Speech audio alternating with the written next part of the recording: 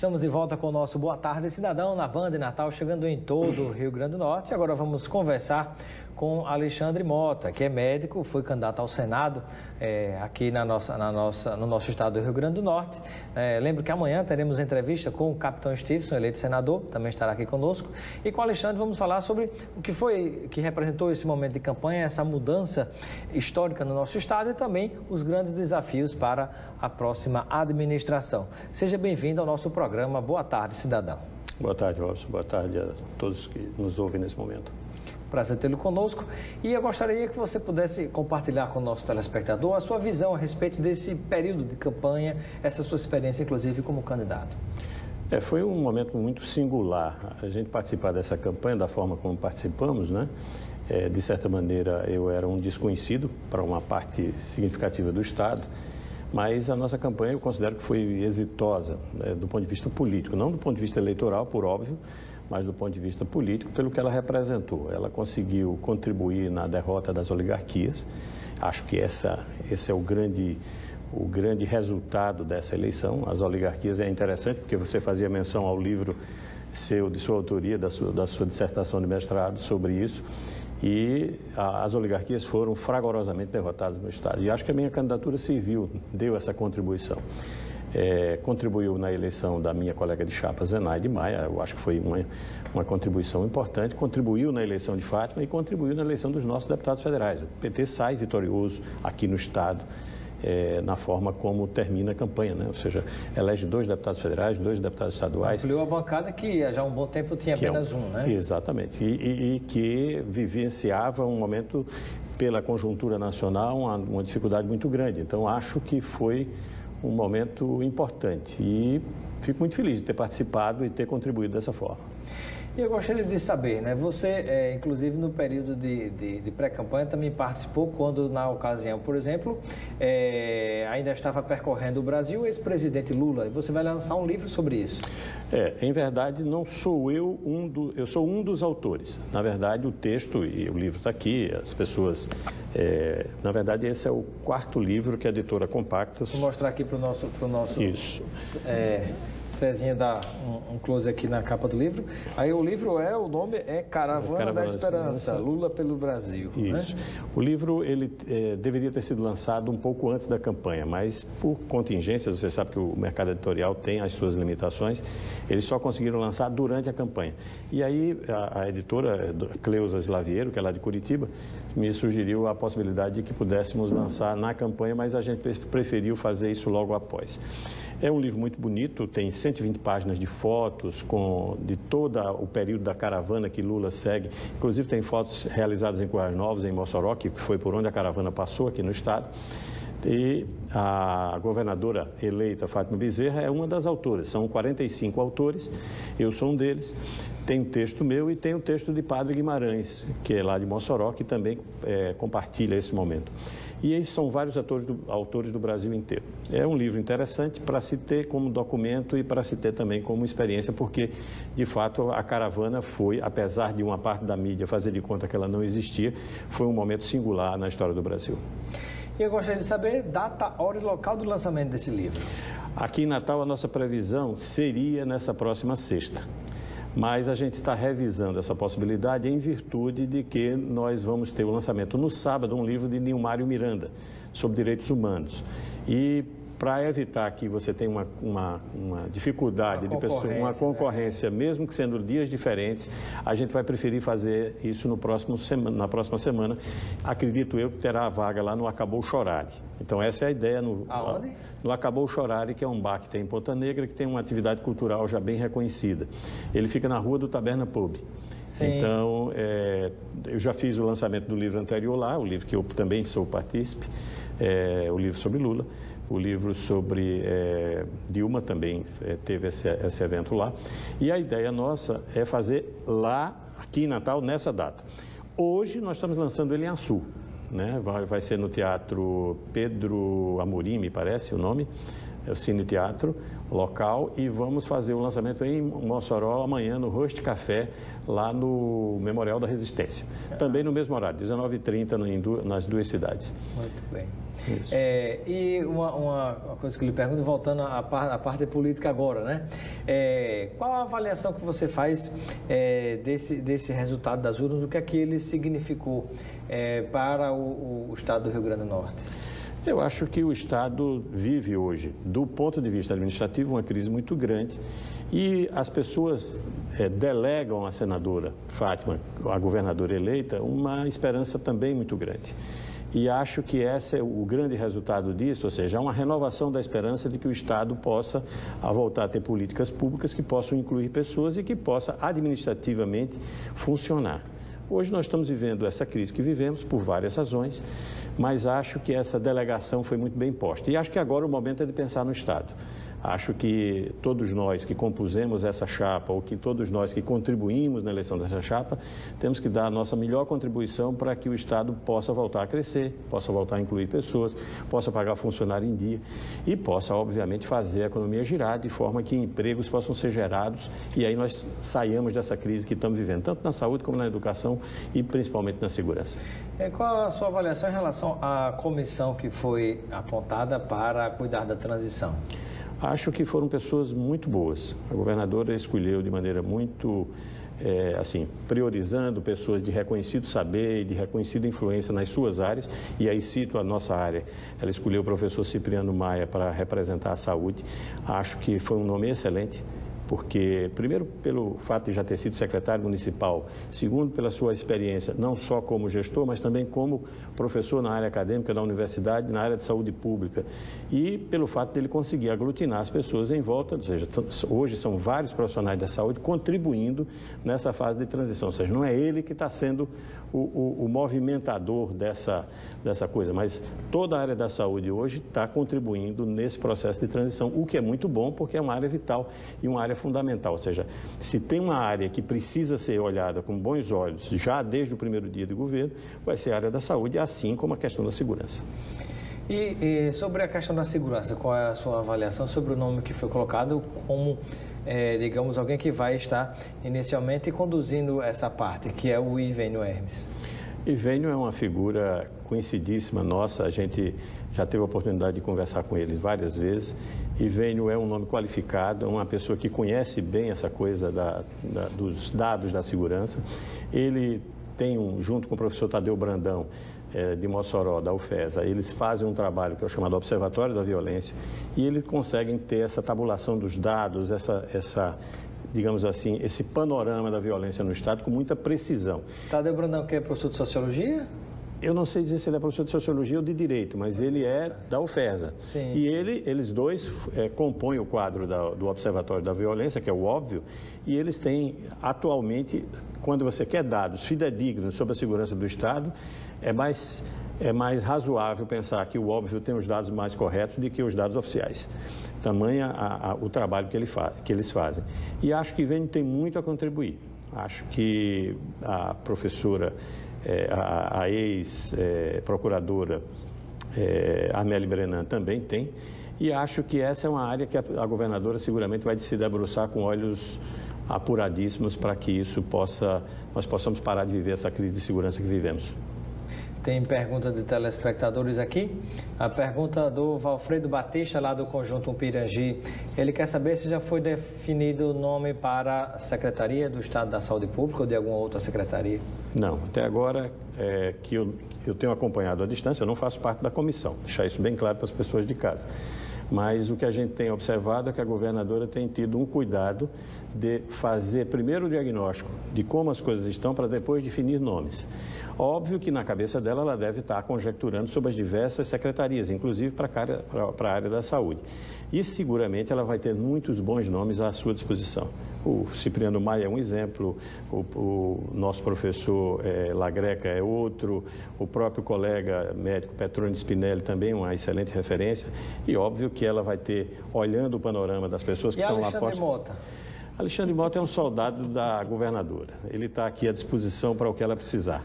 Certo? Foi assim na campanha, foi assim no momento que nós construímos a vitória dela e será assim no governo dela. E eu estou muito mais para contribuir na consolidação desse processo democrático que a gente precisa manter e no sentido de garantir que a gente possa ter um país inclusivo, um Estado que funcione e que respeite o direito das pessoas. Nós vamos a um breve intervalo e no retorno continuaremos com essa entrevista falando sobre os principais desafios do Rio Grande do Norte, além da questão da saúde e da segurança pública. Manda sua pergunta, está chegando mais perguntas através do 999229519. Até logo. Estamos de volta com o nosso Boa Tarde Cidadão na Band Natal, chegando em todo o Rio Grande do Norte, conversando com o médico Alexandre Mota. E eu gostaria de saber, está chegando mais perguntas do telespectador, não é isso? Mas vai mandando sua pergunta para o 999229519. E qual é, na sua avaliação, quais são, por exemplo, os maiores desafios, além da questão da saúde e da segurança? Eu acho que existe um dado administrativo importante, né? Ou seja, você imagine a situação do governo que não consegue pagar o 13º de 2017. Isso é uma situação grave, porque ela não mexe só na questão do bem-estar do servidor, do cidadão, da pessoa humana que está lá com suas contas atrasadas, mas mexe também na economia local. Se você não consegue botar a folha em dia, essa folha não entra na economia, ela não faz a economia girar. Então você imagine que chegue agora o final do ano e não se consiga pagar o 13º de 2017 nem o 13º de 2018. Isso é péssimo para a economia. A economia precisa desse fomento, a economia precisa girar. Então eu acho que o grande desafio, aliás, não tem, nessa atual situação nós não temos um só, mas acho que a questão da saúde ela é uma questão vital, pelo que envolve, né? Que ninguém admite a possibilidade de uma pessoa sua falecer ou passar por uma situação grave sem ter recurso do Estado que aponte esses problemas. Faltando assistência. Agora lembre, é importante lembrar que numa discussão desse grupo da saúde, Dr. Cipriano fez uma análise interessante que eu complementei. Ele disse o seguinte: nós vamos ter que fazer mais com menos. Na verdade, eu acho que nós vamos ter que fazer menos para poder fazer mais. Por quê? Porque imagine especificamente na situação da saúde. Nós temos uma emenda 95 que contém gastos a nível de cima para baixo. Nós temos uma situação da economia do Estado funcionando mal, com o Estado arrecadando menos, ou com o Estado tendo dificuldade de arrecadar. Ao mesmo tempo, você tem uma crise, uma perspectiva de uma dívida de aproximadamente mais de 2 bilhões. Estimava-se que era 1 bilhão e 200, já se estima que passe de 2. Então, existe todo um imbróglio onde você vai precisar ter uma contenção da saúde. E, ao mesmo tempo, nós temos demandas muito prementes e muito progressivas. Cito um exemplo bem clássico que eu tenho dito lá e eu disse na reunião. Nós temos aproximadamente 30, e eu posso estar enganado no número, mas nós temos aproximadamente 30 acidentes de motos por dia no Estado. Isso sobrecarrega a nossa rede, ou seja, eu fico ponderando, dizendo, se porventura nós tivéssemos aí 30 dias sem nenhum acidente de moto, talvez nós esvaziássemos o Valfredo Gugel, o Santa Catarina e o Deoclésio. E um percentual importante, eu já analisei dados certa vez, dados ainda, no caso de 2016, por exemplo, mas a realidade não muda tanto, mostrando que 87% desse percentual de acidentes de moto tinha sinais de ingestão de bebida alcoólica, né, e também boa parte deles sem utilizar o capacete, né? Veja o prejuízo que se torna para todos nós. Sem dúvida, porque esse cidadão, o que é que acontece? Muitas vezes ele vai ter que usar uma prótese, uma órtese ortopédica, ele vai passar por um procedimento cirúrgico, em alguns casos, e aliás não são poucos, vai ficar dependente de UTI, então perceba o gasto que o Estado tem. Então talvez a gente precise criar mecanismos que vai além da saúde, ou seja, é preciso fazer com que as secretarias possam trabalhar em conjunto para que você possa reduzir o número de acidentes e, consequentemente, reduzir os gastos que a saúde tem com isso para poder gastar em outras coisas. Então, esse é um dilema interessante que vamos ter que pensar como vamos resolver. Agora, imagine que nós cheguemos a 1 ano, 2 anos de governo e com os índices iguais ou os índices iguais de violência pública que a gente tem hoje. Isso é muito ruim. Então, nós vamos ter que pensar, já desde um primeiro momento, isso é uma avaliação muito pessoal que faço, para que esses dados, esses elementos possam ser reduzidos de maneira substancial, para que isso possa dar um desafogo nas contas públicas e isso possa ser sentido pelo cidadão. O cidadão precisa sentir que a coisa está sendo resolvida, está sendo apontada, mesmo que ele perceba que de um dia para o outro não mudou drasticamente, mas que a coisa está mudando positivamente. E na sua avaliação, qual é dentro da área da saúde, por exemplo, o principal ponto que tem que ser resolvido com a máxima urgência, além do que você já colocou? Veja bem, eu raciocino, a minha lógica, eu raciocino da seguinte maneira. Qual é o grande nó que nós temos hoje? Nós temos uma saúde subfinanciada. Nós vamos conseguir resolver isso com o governo federal, com a emenda 95, fazendo com que você... Um detalhe que tem teto de gasto para a saúde, para a educação, para a segurança, mas não tem teto de gasto para a remuneração do juros da dívida pública, né? Não, pelo contrário. Até proporcionalmente ele aumentou. O que aconteceu nos últimos tempos é que nós tínhamos aproximadamente 47% do orçamento da União indo para juros da dívida pública, hoje já está em 52%. Então, essa é uma sinuca que a gente vai ter que resolver, ou seja, nós vamos ter que trabalhar com o orçamento que já existe. O que é que nós precisamos? Na verdade, considerando que o subfinanciamento vai permanecer, nós vamos ter que melhorar muito a questão da gestão. Nós vamos ter que fazer um equilíbrio, fazendo com que crie-se consórcios onde você tenha o Estado consociado às prefeituras, a todas as instituições que possam contribuir, inclusive as universidades, para pensar melhor a saúde, equilibrá-la, fazê-la funcionar melhor. E nós vamos ter que ter uma questão da gestão de recursos humanos no sentido de qualificar o profissional, fazer com que o profissional possa dar o melhor atendimento e fazer com que ele possa, do ponto de vista humano, contribuir de maneira melhor. Porque se você parar para pensar, em casa, o cidadão que está nos assistindo agora, quando ele pensa na saúde, ele pensa no médico que eventualmente atendeu ele mal. E aí não basta serem todos os médicos, basta ser um. Basta que um faça isso, que ele transporte para toda a categoria. Da saúde como um todo. Como um todo. E eu estou citando o colega médico porque é da minha categoria, mas isso poderia ser com qualquer outro profissional da área da saúde. Esse é um fator humano que ele dá visibilidade, mas ele não é o elemento que determina a má qualidade que nós temos hoje. Está no âmbito da gestão, está no âmbito do financiamento. Nós vamos ter que dar muita ênfase a essa questão da gestão para que ela possa ser melhorada, já que a questão do financiamento pouco teremos de contribuição de nível federal para baixo. Muito bem. Na sua avaliação, por que há tanta resistência de boa parte da classe médica em relação ao próprio PT? Você vê que boa parte acompanhou, inclusive, o candidato Bolsonaro. Você, como membro do PT, como médico, qual é a reflexão que você faz? Essa é uma coisa que eu vivencio já não é de hoje, né? Há bastante tempo. Na eleição de Dilma anterior, eu fiz um vídeo que viralizou no Brasil inteiro e alguns colegas chegaram a me criticar pessoalmente e tal. Algumas pessoas alguns colegas às vezes passam em algum ambiente e fazem de conta que não me veem. Mas eu acho que isso se deve muito mais a uma compreensão equivocada de que o Partido dos Trabalhadores teria uma visão contrária à saúde pública, ou contrária aos interesses dos profissionais médicos. Na verdade, nós não temos interesse, nós, pelo contrário, nós queremos que os profissionais médicos ganhem bem, tenham boa remuneração, mas que possam contribuir positivamente. Então, existe uma parcela da categoria médica que tem uma visão distorcida da esquerda. Fica achando que a esquerda não é a fomentadora dos direitos. Pelo contrário, não há um direito na Constituição que não tenha sido defendido pela esquerda. Um único direito do cidadão. E aí inclui o SUS, por exemplo. Quem defendeu mais o SUS, a construção do SUS e a sua instalação, sempre foram as pessoas que entendem que saúde boa é saúde pública, saúde de qualidade, saúde bem remunerada. Eu acho que existe um grande equívoco e que a gente só vai conseguir romper se nós conseguirmos ter um bom diálogo com a categoria. Muito bem. Eu quero agradecer a sua participação no Boa Tarde, Cidadão. Seja sempre bem-vindo e receba o kit de produtos Lucena para você aproveitar com seus amigos e familiares. Muito obrigado. Obrigado pela oportunidade. Muito obrigado. E reforço com você, né? Pouquíssimos exemplares daquele nosso livro que foi o Família e Política no Rio Grande do Norte, nossa dissertação do mestrado, lá na Cooperativa Cultural da UFRN e também na Revistaria Cultural do Nordestão Cidade Jardim, né? Então, talvez tenha questão de 3 ou 4 ou 5 em cada um. Agora já está aí também na Cooperativa da UFRN esse livro do qual eu sou também um dos autores, que é Brasil, alguns intérpretes, novos olhares, né? Interpretações do nosso Brasil, desde a formação aos dias atuais, de vários autores. A parte que eu escrevi foi a respeito de uma análise sobre o olhar do povo brasileiro, que foi uma obra de Darcy Ribeiro sobre a nossa formação. E, reforçando aqui, vamos ter a data ainda do livro que é Caravana... Mas hoje já tem a sua.